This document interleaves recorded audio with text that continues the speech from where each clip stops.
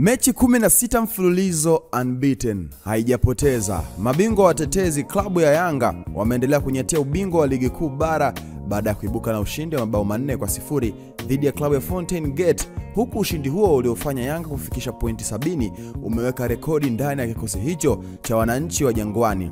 Yanga imecheza mechi 16 mfululizo za msimu huu bila kupoteza tangu mara ya mwisho kikosi hicho kilipochapa mabao 3-1 dhidi ya Tabora United Novemba 7 mwaka 2024. Katika michezo hiyo 16, Yanga imeshinda michezo 15 huku mmoja pekee ukiishia kwa suluhu ya 0-0 ambao ulikuwa ni dhidi ya maafande wa JKT Tanzania. Rekodi hiyo ya kucheza michezo 16 ya ligi kuu bila ya kupoteza imeifikia pia rekodi ya Simba ambayo nayo imecheza idadi sawa ya mechi kama hizo, ambapo kikosi hicho tangu kichapo na Yanga mabao 1-0 Oktoba 19 mwaka 2024 hakijapoteza tena hadi hivi sasa.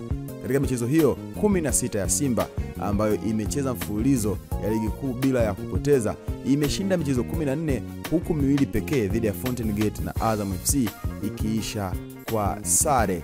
Nini maoni yako? Rekodi ya michezo 16 mfululizo unbeaten kwa Yanga wakiukozia ubingwa wa kutetea ubingwa wao wakifikisha alama 70 kwa sasa. Na hali ya klabu ya Kengold ni mbaya dhoofu diari na huenda pengine ikashuka daraja.